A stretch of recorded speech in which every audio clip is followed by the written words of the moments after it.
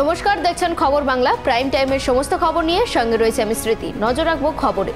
অবশেষে স্বদেশে ফিরলেন দেশের গর্ব মহাকাশচারী গ্রুপ ক্যাপ্টেন শুভাংশু শুক্লা। রবিবার ভারতের মাটিতে পা রাখতেই তাকে স্বাগত জানাতে উচ্ছ্বাসে ভাসল গোটা দেশ। দেশের মাটিতে ফিরলেন মহাকাশ যাত্রী শুভাংশু শুক্লা। অবশেষে স্বদেশে ফিরলেন দেশের গর্ব মহাকাশচারী গ্রুপ ক্যাপ্টেন শুভাংশু শুক্লা। রবিবার ভারতের মাটিতে পা রাখতেই তাকে স্বাগত জানাতে উচ্ছ্বাসে ভাসল গোটা দেশ। দীর্ঘ প্রতীক্ষার পর তার দেশে ফেরাকে ঘিরে দিল্লি বিমানবন্দর প্রাঙ্গণ পরিণত হয় এক অনন্য উৎসবে। ভোর থেকে বিমানবন্দরে ভিড় জমাতে শুরু করেন অসংখ্য সাধারণ মানুষ, শুভান্যুধ্যায়ী ও আত্মীয় স্বজন। শুভাংশুকে দেখে অনেকের মুখে আনন্দের হাসি, ফুলমালা, করতালি ও স্লোগানে মুখরিত হয়ে ওঠে গোটা পরিবেশ। এই ঐতিহাসিক মুহূর্তের সাক্ষী থাকতে বিমানবন্দরে উপস্থিত ছিলেন বিভিন্ন প্রশাসনিক আধিকারিক ও গণ্যমান্য ব্যক্তিত্ব। উপস্থিত জনতার কণ্ঠে ধ্বনিত হতে থাকে দেশাত্মবোধক স্লোগান, শুভাংশু শুক্লা জিন্দাবাদ, ভারত মাতা কি জয়। প্রধানমন্ত্রী নরেন্দ্র মোদী 15ই আগস্ট লালকেল্লার প্রাচীর থেকে দেশবাসীকে জানিয়েছিলেন খুব শীঘ্রই ফিরবেন শুভাংশু শুক্লা। এদিন সকালে দিল্লি বিমানবন্দরে শুভাংশুকে স্বাগত জানাতে উপস্থিত ছিলেন দিল্লির মুখ্যমন্ত্রী রেখা গুপ্তা, কেন্দ্রীয় মন্ত্রী জিতেন্দ্র সিং সহ একাধিক বিশিষ্টজন। দিল্লি থেকে নিজস্ব প্রতিনিধি রিপোর্ট, খবর বাংলা। দীর্ঘ কয়েক বছর ধরে বেহাল অবস্থায় পড়ে আছে শিলিগুড়ি সংলগ্ন ফুলবাড়ি 1 নম্বর গ্রাম পঞ্চায়েতের অন্তর্গত অম্বিকানগর রেলওয়ে আন্ডারপাস। অবশেষে রবিবার ক্ষোভে ফেটে পড়ে সিপিআইএম ফুলবাড়ি এরিয়া কমিটি। দীর্ঘ কয়েক বছর ধরে বেহাল অবস্থায় পড়ে আছে শিলিগুড়ি সংলগ্ন ফুলবাড়ি 1 গ্রাম পঞ্চায়েতের অন্তর্গত অম্বিকানগর রেলওয়ে আন্ডারপাস।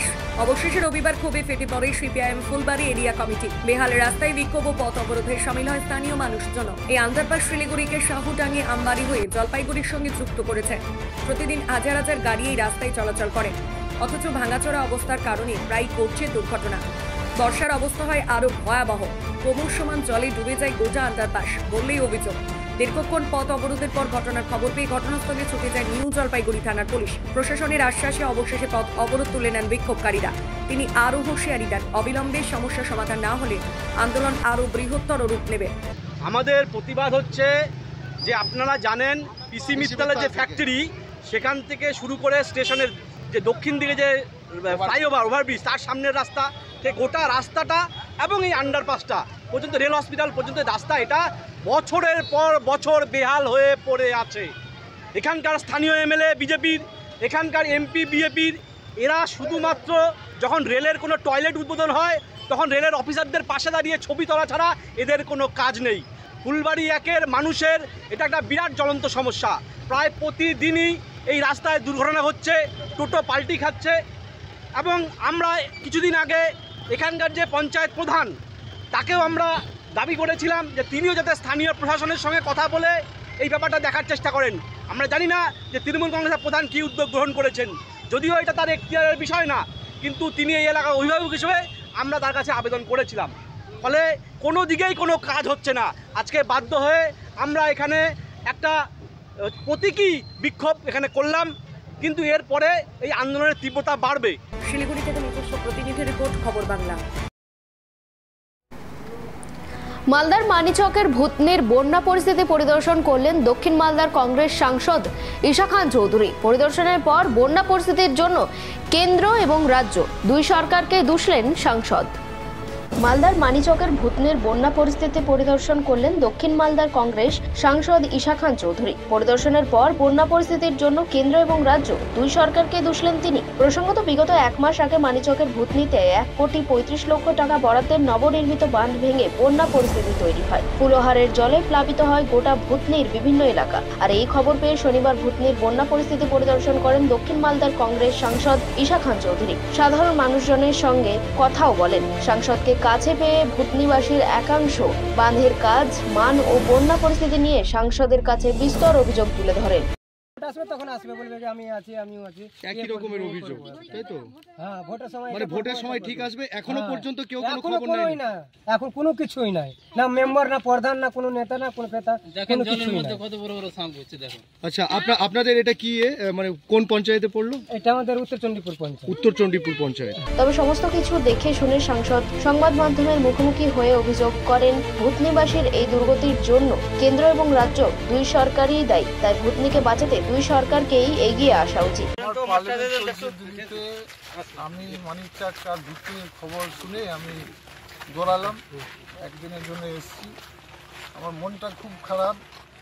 আমাদের দক্ষিণ চণ্ডীপুর থেকে যেখানে গত বছর জল এক্সপেল হয়েছে, আউট হয়েছে, এখানে তো এবার জল ঢুকছে।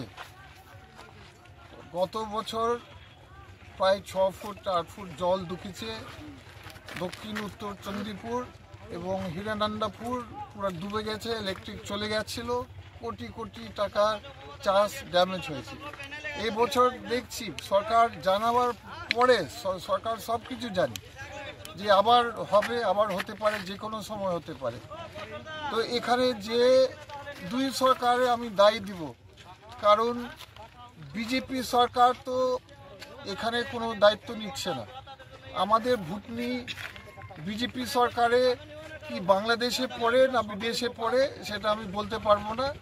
ওরা হাত ধুয়েছে, ওরা আমাদের এই অঞ্চলটা, এই 3টা অঞ্চলে ভূতনি এরা কোনো কাজ করে না। এদিকে ঘুমন্ত সাংসদ বলে ঈশা খান চৌধুরীকে তীব্র আক্রমণ করলেন দক্ষিণ মালদা সাংগঠনিক জেলা বিজেপি নেতা গৌরচন্দ্র মণ্ডল।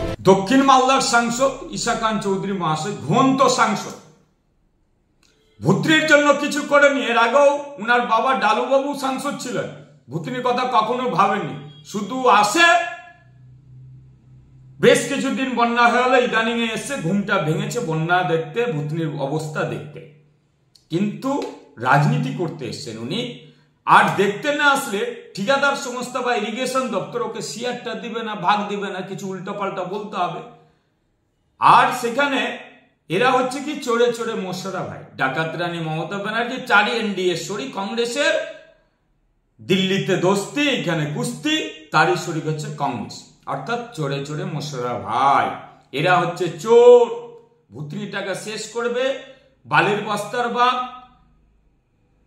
ত্রাণ লুট, সর্বক্ষেত্রে এদের সহযোগিতা আছে। আপনারা বুঝতে পেরেছেন এতদিনে যে এরা কিছু করছে না, বারবার সাংসদ হয়েছেন এইখান থেকে, অথচ ভূতনি নিয়ে কোনো হেলদোল নাই, কোনো কথা নাই। একই সঙ্গে বন্যা পরিস্থিতি নিয়ে রাজ্য সরকারের বিরুদ্ধে ক্ষোভ উগরে দিয়েছেন দক্ষিণ মালদা বিজেপি সাংগঠনিক সাধারণ সম্পাদক অমলান ভাদুড়ী। আমাদের ইংলিশ বাজার শহরের মহানন্দার ধারের যে ওয়ার্ডগুলো 21 থেকে আরম্ভ হয়েছে, 13, 12, 9, 8 এই কটা ওয়ার্ডের নদীর ধারে মহানন্দার চরে প্রায় 7-8 হাজার মানুষ বাস করে এবং যারা মহানন্দার জলে এফেক্টেড হয় এবং তারা মহানন্দার জল বাড়তে শুরু করেছে, তারা নিমজ্জিত হয়েছে, একটা অধিকাংশ অংশই নিমজ্জিত হয়েছে এবং জল বাড়ছে এবং তারা অনেকটাই নিমজ্জিত হয়ে যাবে।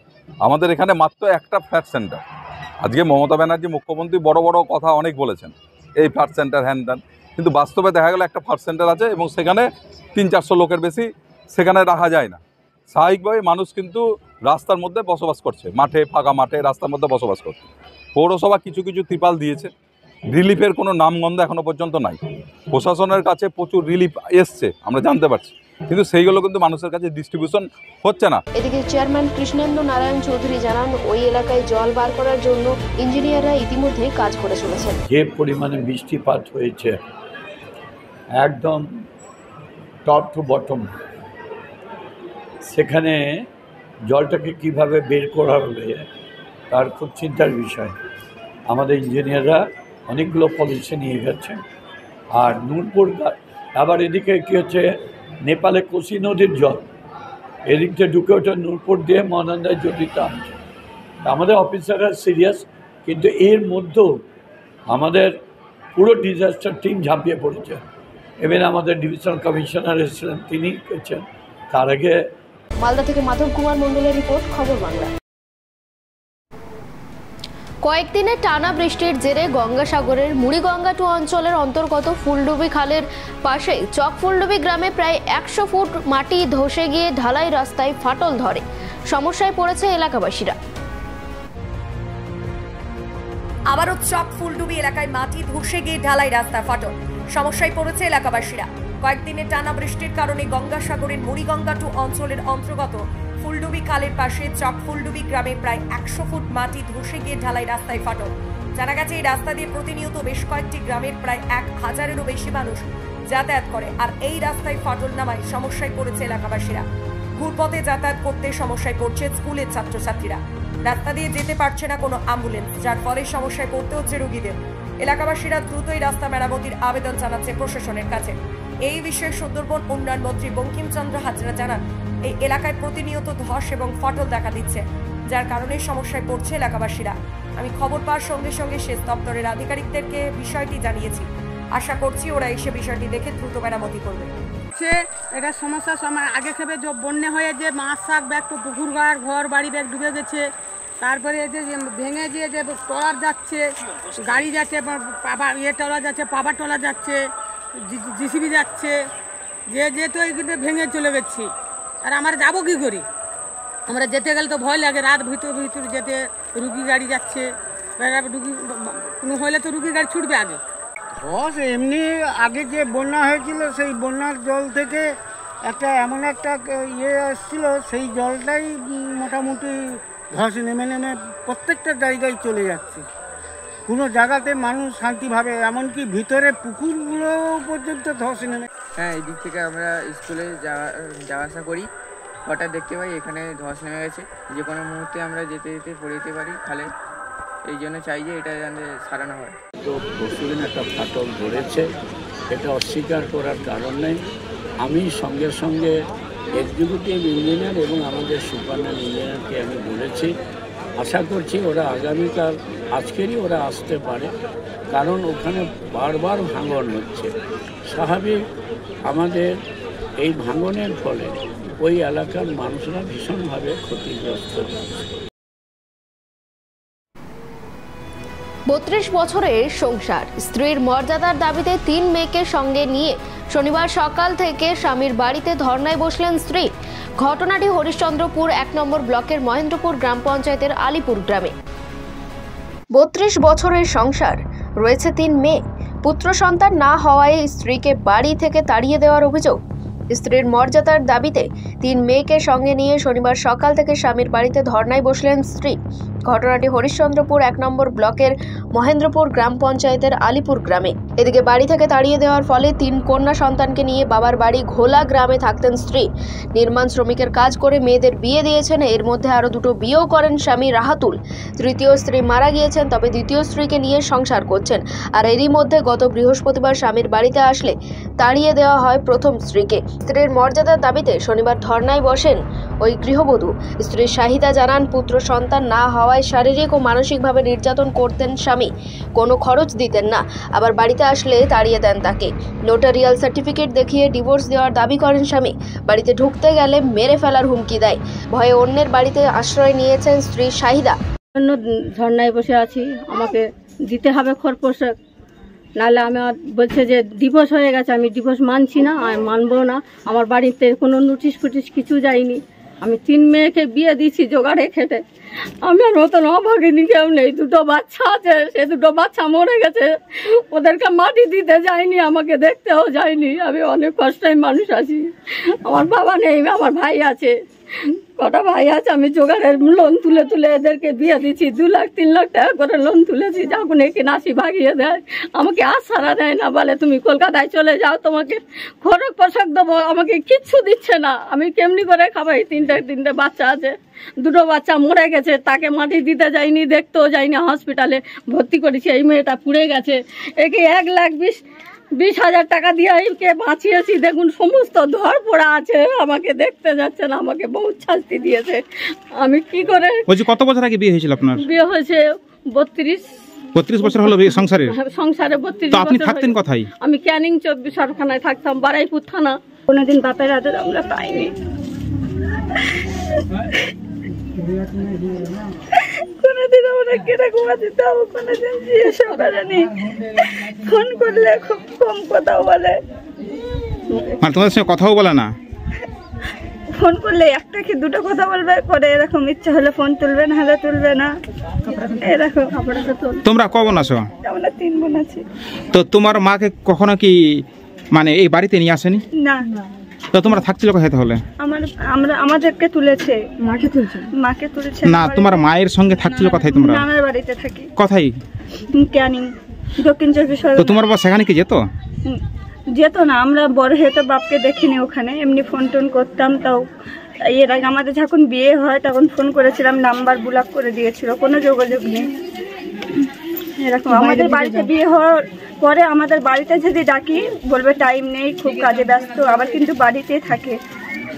ইতিমধ্যে হরিশ্চন্দ্রপুর থানায় লিখিত অভিযোগ দায়ের করেন স্ত্রী। তবে এই বিষয়ে স্বামীকে প্রশ্ন করলে তিনি কিছুই বলতে চাননি। মালদা থেকে মাধব কুমার মণ্ডলের রিপোর্ট, খবর বাংলা।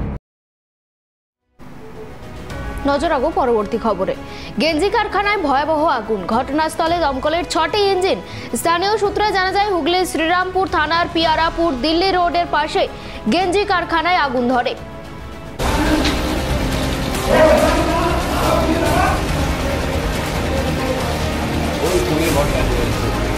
গেঞ্জি কারখানায় ভয়াবহ আগুন, ঘটনাস্থলে দমকলের 6টি ইঞ্জিন। স্থানীয় সূত্রে খবর, হুগলির শ্রীরামপুর থানার পিয়ারাপুর দিল্লি রোডের পাশে গেঞ্জি কারখানায় রবিবার ভোরে আগুন লাগে। ঘটনাস্থলে দমকলের 6টি ইঞ্জিন এসে আগুন নিয়ন্ত্রণে আনার চেষ্টা করে। বর্তমানে এখন আগুন নিয়ন্ত্রণে। এই কারখানায় পশ্চিমবঙ্গ সরকারের উৎকর্ষ বাংলার উদ্যোগে বিনামূল্যে রিমেড পোশাক তৈরির প্রশিক্ষণ দেওয়া হয়। তবে কি থেকে আগুন লেগেছে তা এখনো জানা যায়নি, ক্ষয়ক্ষতির পরিমাণও জানা যায়নি। কারখানার এক কর্মী জানিয়েছেন, ভোরে প্রকৃতির ডাকে উঠেছিলেন তিনি, তখন দেখেন কারখানা থেকে ধোঁয়া বেরোচ্ছে। সঙ্গে সঙ্গে কারখানার গার্ড সহ অন্যান্যদের জানাই তিনি মালিককে ফোন করেন, তারপর দমকলে খবর দেন এবং দমকল কর্মীরা এসে আগুন নিয়ন্ত্রণে আনে। हिसाब करने के लिए 4:30 में जब हम उठे, हम ड्राइवर आदमी हैं, तो धुआं रहा था पीछे 3 तल्ला में, वो खिड़की पर से बहुत धुआं हो रहा था। तो हम इस पचा गए कि गाड़ी में हमारा आग लग रहा है। तो हम मालिक को फ़ोन किए श्रीरामपुर कि दादा गाड़ी में लॉरी में आग धर लगा, फैक्ट्री में आग लग गया है। तो बोला कि फायर ब्रिगेड को हम जा रहे हैं बुलाने, बुला के लाते हैं। तो तुम देखो कोई गाड़ी हैदरा से निकलवा। फिर सब चाय वाले को हम लगे जगाने कि भैया आग लग गया, जब थोड़ा जान बचाइए, हमारा गाड़ी जल जाएगा। फिर गेट पर आए, यहाँ गेट पर हम गेट को पीटने लगे।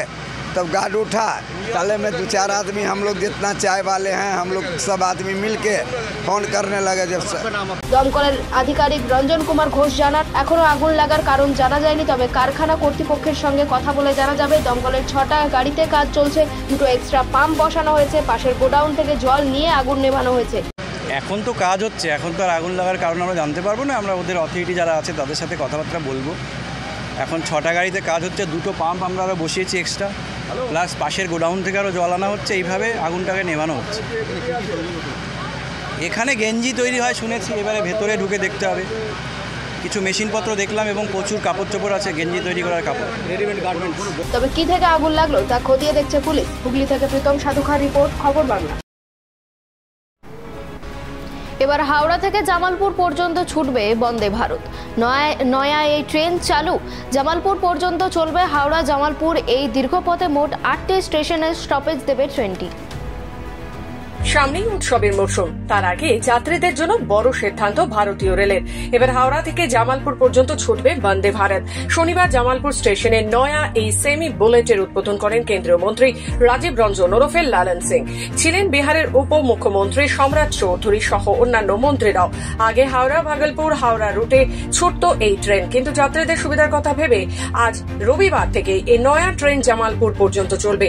নয়া হাওড়া জামালপুর হাওড়া বন্দে ভারত মাত্র 6 ঘন্টা 35 মিনিটে 441 কিলোমিটার পথ অতিক্রম করবে। রেলের দাবি, এই রুটে অন্যতম দ্রুতগতি ট্রেন হতে চলেছে এটি। সাধারণ যাত্রীরা অনেক দ্রুত গন্তব্যে পৌঁছতে পারবেন। নয়া এই বন্দে ভারত শুক্রবার ছাড়া সপ্তাহে 6 দিনই চলবে। হাওড়া জামালপুর এই দীর্ঘ পথে মোট 8টি স্টেশনে স্টপেজ দেবে ট্রেনটি।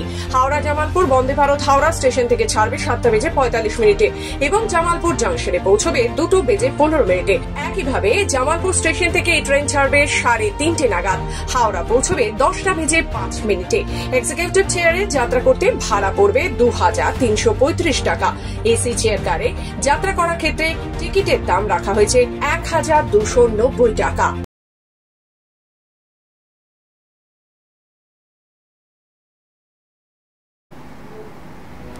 রবিবারের সকালটা ছিল একটু অন্যরকম। মালদা শহরের বিনয় সরকার অতিথি আবাসে যেন এক অন্যরকম উন্মাদনা। চারিদিক থেকে ভেসে আসছে উৎসাহের গুঞ্জন। রবিবারের সকালটা ছিল একটু অন্যরকম। মালদা শহরের বিনয় সরকার অতিথি আবাসে যেন এক অন্যরকম উন্মাদনা। চারিদিক থেকে ভেসে আসছে উৎসাহের গুঞ্জন। জেলার নানান প্রান্ত থেকে জড়ো হয়েছেন তরুণ তরুণীরা। তাদের চোখের স্বপ্ন, হাতে খাতা কলম আর মনের গভীরে প্রশ্ন করার সাহস।